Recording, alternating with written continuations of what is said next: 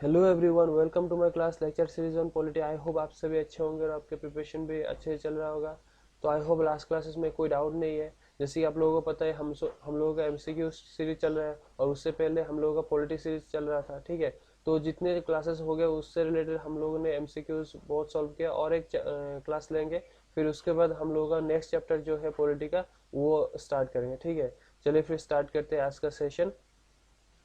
तो मैंने जैसे बताया लास्ट क्लासेस में 8 पावरफुल वर्ड्स आप लोगों को पता होना चाहिए। और आप लोगों का जो जब भी आप किसी भी वक्त कोई भी परेशानी होते हैं तो आप लोगों को खुद पे भरोसा होना चाहिए। Believe in your self, stay strong, हमेशा स्ट्रांग बने रहना। ठीक है, कभी ऐसा होता है कि लाइफ में अप्स एंड डाउन्स आता ही रहता है। ठीक है, तो उसको हम कैसे फेस करें, तो वो भी हम लोगों को सीखना चाहिए। Never give up, give up का ऑप्शन ही नहीं रखना नहीं चाहिए। ठीक है, बी ग्रेटफुल, फाइट करो अपने हिसाब से, क्योंकि जब आप फाइट करके उस सिचुएशन से निकलते हो तो आप और भी ज़्यादा स्ट्रांग बनते हो। वर्क हार्ड, कोई भी मेहनत, जैसे आप अभी भी प्रिपरेशन कर रहे हो, जितना मेहनत कर रहे हो उतना दुगना फल आपको आगे जाके मिलेगा। ऐसा नहीं कि आपको तुरंत ही मिल जाएगा। Stay humble, be kind, keep smiling at the end. आप हमेशा मुस्कुराते रहिए, खुश रहिए। ठीक है, चलिए फिर स्टार्ट करते हैं। First question, which of the following article promotes the formations of village panchayat. कौन से आर्टिकल जो है नीचे दिया गया वो विलेज पंचायत को प्रमोट करता है फॉर्मेशन में। ठीक है, तो आई होप आप सभी जो जो भी वीडियोस देख रहे हो वो आप लास्ट क्लास जो भी हो गया उसको भी मतलब कंप्लीट कर चुके होंगे। ठीक है, अगर नहीं किया लास्ट क्लासेस में, जो भी क्लासेस मैंने ऑलरेडी कर चुका हूँ, तो उसको जाके देखिए और अपना प्रिपरेशन जो है, आपके पास जो भी बुक है उसको अच्छे तरीके से रीड कीजिए, क्योंकि ये जो आर्टिकल्स वगैरह है वो ज़्यादा इंपॉर्टेंट है और डीपीएसपी और फंडामेंटल राइट्स से ज़्यादा पूछा जाता है। ठीक है, तो अभी बताइए, which of the following articles promotes the formation of village panchayat. Article क्या होगा, जल्दी जल्दी बताइए। आर्टिकल 40। ठीक है, ऑप्शंस बी। जैसे मैंने लास्ट क्लास में बताया कि आप लोग जब एमसीक्यू सॉल्व करते हैं ना, एमसीक्यू जब जब भी सॉल्व करते हैं वीडियोस देख के या फिर कोई भी ऑफलाइन करते हो, तो आप एक A4 साइज का शीट लीजिए, उस पर 1 2 करके मार्क करके रखिए। तभी आपका अगर गलत होता है तो गलत कीजिए और करेक्ट होता है करेक्ट मतलब मार्क कीजिए। तभी जाके आप लास्ट में जाके एनालाइज कीजिए और जो भी गलती हो रहा है उसको दोबारा रिपीट मत कीजिए और उससे सीखिए, उसको एनालाइज कीजिए क्या गलती हो रहा है। ठीक है, किस में कमी रह गया जिसकी वजह से आपका ये गलत हो रहा है। ठीक है, next, which of the following parts of constitutions of India are enshrined in the fundamental duties। which of the following parts of जो भी हम लोगों का फंडामेंटल ड्यूटीज है वो कौन से पार्ट में आता है। जैसे कि आप लोगों को पता है पार्ट 4A में आता है। ठीक है, पार्ट 4A में आता है। Next, which who has described the directive principle and fundamental rights as the conscience of the constitutions। जैसे डायरेक्टिव प्रिंसिपल को क्या बोलते हैं और फंडामेंटल राइट्स को क्या बोलते हैं वो आपको पता होना चाहिए। और इन दोनों को एक ही साथ में किसने बताया कॉन्सेंस ऑफ द कॉन्स्टिट्यूशन बोला बोला है, कौन बोला इस conscience of the constitution. Options A में है doctor B R Ambedkar, Granville Austin, Jawaharlal Nehru, K M Munshi. कौन बताया, ये ग्रैनविल ऑस्टिन ने बताया था। ठीक है, अगर आपको पता नहीं है प्लीज मेरा जो डीपीएसपी के क्लासेस है उसमें मैंने अच्छी तरीके से बोल दिया, तो उसमें आप जाके देख सकते हो। ठीक है, option B Granville Austin. Which part of the constitution is rightly described as the Magna Carta of India। ये तो आपको पता होना चाहिए, मैग्ना कार्टा ऑफ इंडिया कौन से पार्ट को बोला जाता है। इसमें शायद कोई दिक्कत नहीं होगा, ये पार्ट 3 को कहते हैं मैग्ना कार्टा ऑफ इंडिया। ठीक है, चलिए next, protection of wild life comes under which of the following constitutions of India. जो प्रोटेक्शन ऑफ वाइल्ड लाइफ को प्रोटेक्शन करने के लिए वो कौन से पार्ट में कह सकते हैं या फिर कौन से नीचे दिया गया कौन से ऑप्शन के अंदर आता है। ठीक है, fundamental duties, directive principle, 7 schedule. देखो हम लोगों ने देखा था protection of wild life directive principle में भी है, ठीक है, और फंडामेंटल ड्यूटीज में भी है। और ये सेवेंथ शेड्यूल जो है, हम मैंने बताया था आप लोगों को कि आप लोग जो शेड्यूल का चैप्टर है वो अच्छे तरीके से देखिए, क्योंकि हम लोगों के पास 12 शेड्यूल है।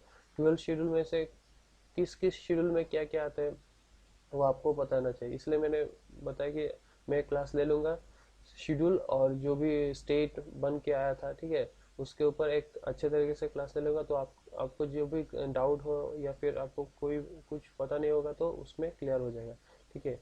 मैं बता देता हूँ, इसका सभी ऑप्शन में होगा, ठीक है, ऑल ऑफ द अबव तीनों में आता है, प्रोटेक्शन ऑफ वाइल्ड लाइफ, ठीक है, फंडामेंटल ड्यूटीज में भी है, डायरेक्टिव प्रिंसिपल में भी है और 7 शेड्यूल में भी है, ठीक है। चलिए फिर नेक्स्ट देखते हैं, which one of the following is a part of the fundamental duties। नीचे दिया गया कौन से जो है वो फंडामेंटल ड्यूटीज के पार्ट है। अभी आप देखिए, अभी आप अगर एमसीक्यू सॉल्व करते करते एक इंटेलिजेंट गेसिंग जब डेवलप होता है तब आप ये कर सकते हो, फ्री एंड कंपल्सरी एजुकेशन से नहीं हो सकता। ये आर्टिकल 21A में है, ठीक है, आर्टिकल 21A में है। एवोल्यूशन ऑफ टचेबिलिटी, ये तो फंडामेंटल राइट्स में भी आर्टिकल 17, ठीक है।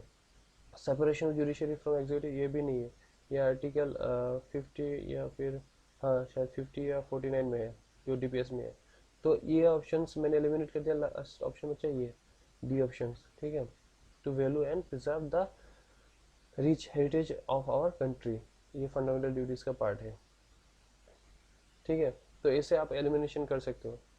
हम लोग जब सॉल्व करते करते जब बहुत 1000+ क्रॉस कर जाएंगे तब आपको समझ में आएगा जो इंटेलिजेंट गेसिंग कैसे सॉल्व करते हैं, ट्रिक कैसे यूज करते हैं, ठीक है।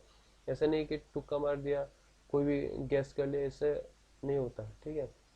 चलिए फिर next, how many fundamental duties are there in the constitution of India. और कितने फंडामेंटल ड्यूटीज है अभी देखिए, पहले जब सोरेन सिंह कमेटी ने रिकमेंडेशन दिया था उसमें से 8 फंडामेंटल ड्यूटीज लिया था, ठीक है, फिर और 2 ऐड करके और 2 ऐड करके टोटल 10 फंडामेंटल ड्यूटीज इनिशियली बन के आया था, ठीक है।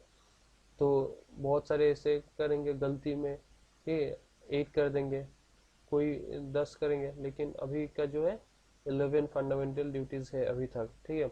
ये जो और एक ऐड हुआ था वो 2002 में ऐड हुआ था, ऑप्शन डी, ठीक है। Under which committee's recommendation fundamental duties are added to the constitution of India. अभी मैंने बता ही दिया कौन से कमिटी के रिकमेंडेशंस पे फंडामेंटल ड्यूटीज आया था, सोरेन सिंह कमेटी के रिकमेंडेशंस पे, ठीक है, ये आपको याद होना चाहिए। Which of the following statement are correct regarding fundamental duties. नीचे दिए गए ऑप्शंस में से आपको बताना है कि कौन सा करेक्ट है फंडामेंटल ड्यूटीज के रिगार्डिंग। तो फर्स्ट ऑप्शन क्या है, some of them are moral duties whiles others are civic duties, ठीक है। And second option, the parliament is free to enforce them by suitable legislation, ये तो करेक्ट है बी, ठीक है, और ए भी करेक्ट है, तो options B A C both A and B, ठीक है। आपको देखो हम लोग लास्ट 2 क्लास में 50 एमसीक्यू सॉल्व कर लिया, ठीक है, तो उसमें से मैक्सिमम क्वेश्चन सॉल्व हो गया जितना क्लासेस हो गया उससे रिलेटेड, फंडामेंटल राइट्स हो, डीपीएसपी हो, फंडामेंटल ड्यूटीज हो, सिटीजनशिप हो, प्रियम्बल हो, तो उससे रिलेटेड मैक्सिमम क्वेश्चन सॉल्व हो गया। तो हम जब नेक्स्ट क्लास करेंगे अमेंडमेंट का क्लास होगा, कॉन्स्टिट्यूशन के अमेंडमेंट के ऊपर जो चैप्टर्स है उसके ऊपर होगा, तो आप लोगों को समझ में आ जाएगा कि नेक्स्ट जो भी क्वेश्चंस होगा उसके बाद ही हम सॉल्व करेंगे, ठीक है। क्योंकि जब क्लासेस नहीं होंगे तो आपको क्वेश्चन सॉल्व करके कुछ फ़ायदा नहीं है। एक फ़ायदा है कि आपको मतलब जब क्वेश्चन सॉल्व करते हैं उसके बाद जब रीड करते हैं तो हाँ पता चलता है कि हाँ यहाँ से आता है, लेकिन एक्चुअल जो स्टडी करने के बाद ही आपको क्वेश्चन सॉल्व करना है, ठीक है। चलिए फिर next, the idea of welfare state in the Indian constitution is ancient in its. कहाँ पे वेलफेयर स्टेट के बारे में कहाँ पे बताया गया, ये तो बहुत इजी है, ये डायरेक्टिव प्रिंसिपल में बताया गया, ठीक है, option B.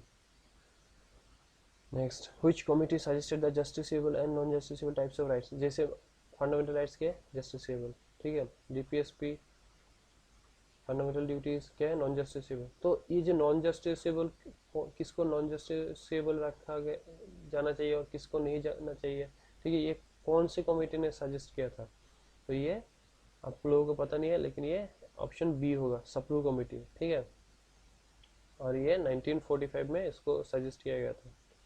Next, economic justice as one of the objectives of the Indian constitution has been provided in, ये यूपीएससी 13 में आया था, ठीक है, यूपीएससी सीएससी 13 में आया था।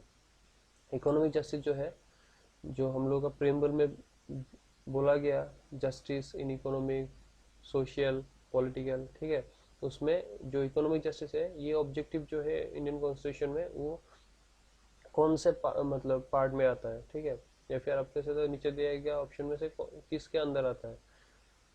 तो अभी आप लोगों को जो ऑप्शंस दिया गया है उसमें आप देखिए, हम लोगों का फंडामेंटल राइट्स क्या था, पॉलिटिकल था, ठीक है, पॉलिटिकल जस्टिस था, और सिर्फ डायरेक्टिव प्रिंसिपल स्टेट पॉलिसी था सोशियो इकोनॉमिक, सोशियो इकोनॉमिक। तो एक तो ऑप्शन हो गया डायरेक्टिव प्रिंसिपल, तो डायरेक्टिव प्रिंसिपल तो हो सकता है, और प्रेम्बल में भी है, अभी जो मैंने बताया कि प्रेम्बल में बताया गया justice in economic, social and political, तो दोनों ऑप्शन हो सकता है, तो ऑप्शन डी होगा, ठीक है, option D, both A and C. What are the ideals that a state must keep in mind while framing policies called, ठीक है, कौन से आइडियाज को दिमाग में रखना चाहिए जब कोई पॉलिसी फॉर्मेशन कर रहा है स्टेट, वो डायरेक्टिव प्रिंसिपल स्टेट पॉलिसी, हम लोग जब स्टडी कर रहे थे तभी बता दिया था, ये directive principle state, directive principle of state policy वो दिमाग में रखते हुए जो भी स्टेट के लिए मतलब पॉलिसी बनाएगा, ठीक है। Next, which of the following statement are correct regarding DPSP, तो क्या करेक्ट होगा, the concept was mentioned in the Government of India Act 1935, DPSP are not legally enforceable, yes DPSP are not legally enforceable, अगर बोलता है कि DPSP are legally enforceable तो ये option गलत होता, तो ये करेक्ट है, और फर्स्ट वाला भी करेक्ट है, ठीक है, बोथ 1 and 2 आर करेक्ट, ठीक है। Next, article 43 of DPSP states that, जो आर्टिकल 43 है वो डीपीएसपी के अंदर आता है, तो वो क्या बोलते हैं, इन तीनों ऑप्शन में से क्या कौन सा ऑप्शन होगा, ठीक है, जैसे आप जैसे मान लो ये जो पैटर्न है ये यूपीएससी का भी है और एपीएससी का भी है, ठीक है, तो आप लोगों को पता होना चाहिए, एपीएससी में इतना बहुत सारे क्वेश्चन ऐसा रहता है, तो आप लोगों को उसका हैबिट बनाना चाहिए, तभी जाके आप लोगों का क्वेश्चन सॉल्व करने का तरीका मालूम होगा, वो पैटर्न मालूम होगा, ठीक है। तो article 43 of DPSP states that क्या होगा, a decent standard of life and social and cultural opportunity for all workers to secure a living wage, make provisions for just and human conditions of work and maternity leave, ठीक है, ये third option नहीं होगा, ठीक है, options 1 and 2, options 1 and 2, option A, ठीक है। आपको अगर पता नहीं है तो अब जाके आर्टिकल्स रीड कीजिए, तभी आपको पता चलेगा कि आर्टिकल 43 में क्या क्या प्रोविजंस दिया गया है, ठीक है। Which amendment made elementary education for all children a fundamental duty, जैसे एलिमेंट्री एजुकेशन थे ना, तो आर्टिकल 21 ए में है, तो ये कौन से अमेंडमेंट के तहत आता है, यहाँ पे देखो थोड़ा ट्रिकी दिया हुआ है, ठीक है, 80th अमेंडमेंट आर्टिकल 21 है, 86th amendment article 21, 86th amendment article 21 है, तो आपको इस तरीके से कंफ्यूजन वाला ऑप्शन भी दे सकता है, तो ये क्या होगा, 86th अमेंडमेंट आर्टिकल 21 ए, ठीक है। Next, in the constitution of India promotion of international peace and security and maintain just and honorable relations between the nations is included in the which article, ठीक है, ये कौन से आर्टिकल में आता है जो international peace and security promote करता है बिटवीन द नेशंस, ये आर्टिकल क्या होगा, 51, ठीक है, ऑप्शन बी याद रखना। Which of the following statements about the changes made by the 42nd Amendment to the Constitution relating directive principle are correct? जैसे मान लो डीपीएसपी में क्या हुआ, बाद में अमेंडमेंट करके बहुत सारे आर्टिकल्स, 4-5 आर्टिकल ऐड किया गया है, ठीक है।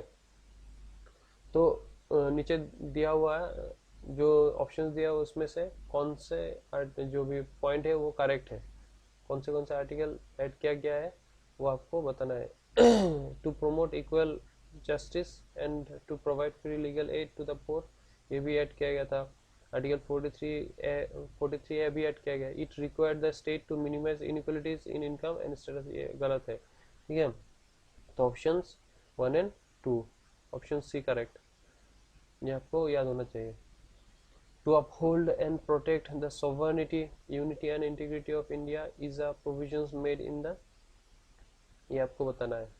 ये यूपीएससी सीएससी 15 में आया था ऑप्शन। जैसे मैंने बताया कि ये आप लोग एमसीक्यू सीरीज में थोड़ा प्रीवियस ईयर क्वेश्चंस को भी ऐड करेंगे, तो 2-3 क्वेश्चंस हर सीरीज में होगा, आपको देखने को मिलेगा, ठीक है। तो ये आपको बताना है कि कौन से प्रोविजन में, to uphold and protect the sovereignty and unity and integrity of India, जल्दी बताइए। हम लोग 19 तक पहुंच गए। आई होप आप सभी का जो मार्क है, जो भी आप लोग सॉल्व करें वो करेक्ट ही हो रहा है। अगर गलत हो रहा है तो उसको सीखिए उसमें से, ठीक है। अगर वीडियोस में कोई डाउट है तो आप पूछ सकते हो, और वीडियो अच्छा लग रहा है तो प्लीज़ ज़्यादा से ज़्यादा शेयर कीजिए और सब्सक्राइब कीजिए अगर सब्सक्राइब नहीं किया हो तो, ठीक है। ये ऑप्शंस फंडामेंटल ड्यूटीज़ में है। आर्टिकल कितना, 51A पार्ट 4A, ठीक है। Next, under the constitution of India which one of the following is not a fundamental duty, कौन से जो ऑप्शन दिया गया है उसमें से कौन से ऑप्शन है जो फंडामेंटल ड्यूटीज में नहीं आता है, ठीक है।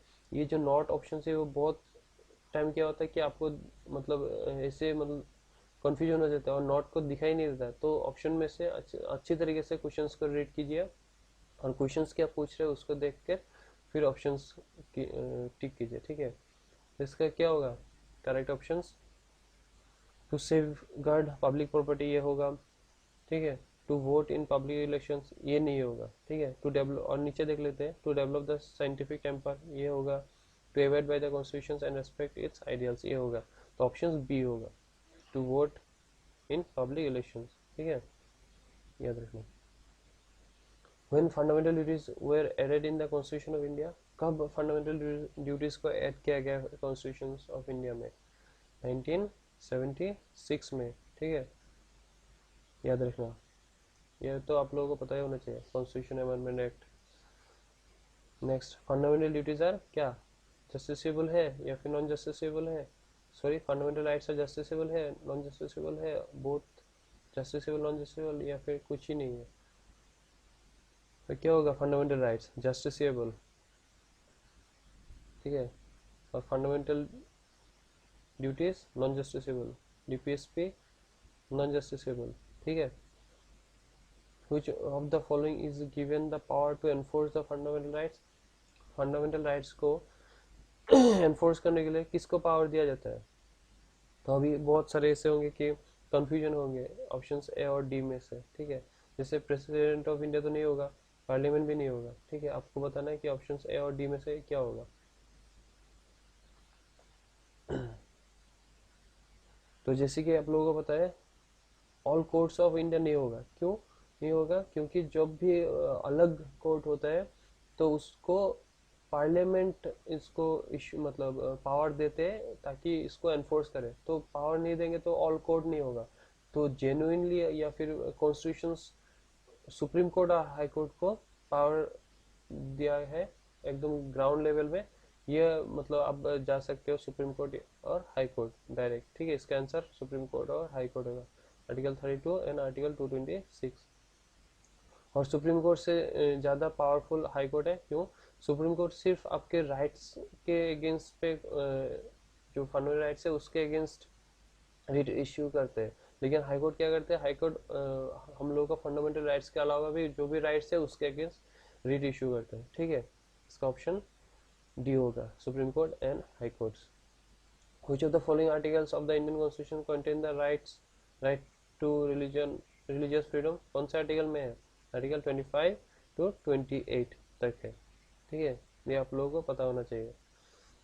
अगर किसी ने भी फंडामेंटल राइट्स का वीडियोस नहीं देखा, प्लीज़ जाके चेक कीजिए और उसको अच्छे तरीके से देखिए। ठीक है, next, which article of the constitution gives precedence to constitutional provisions over the laws made by the union parliament और state legislature। ठीक है, ये आपको बताना है कि ये इसका मतलब जुडिशियल रिव्यू है। तो मैंने हाफ आंसर बता ही दिया। ठीक है, कि जब भी कोई यूनियन पार्लियामेंट या फिर स्टेट लेजिस्लेचर कोई भी लॉ बनाता है, तो कॉन्स्टिट्यूशन में कौन से आर्टिकल में ये बोला गया है कि इसको मतलब कोई जो भी प्रोविजन बनता है उसको देखने के लिए या फिर जुडिशियल रिव्यू करने के लिए, वो आर्टिकल 13 में है। ठीक है, आर्टिकल 13 में है। तो आई होप आप सभी को समझ में आ गया। कोई डाउट हो तो प्लीज़ कमेंट सेक्शन में पूछ लेना, या फिर आप डिस्क्रिप्शन में टेलीग्राम का लिंक दिया हुआ है, उस पर जाके आप पूछ सकते हो। तो ठीक है, आप ऐसे ही अपना प्रिपरेशन अच्छे तरीके से करते रहिए।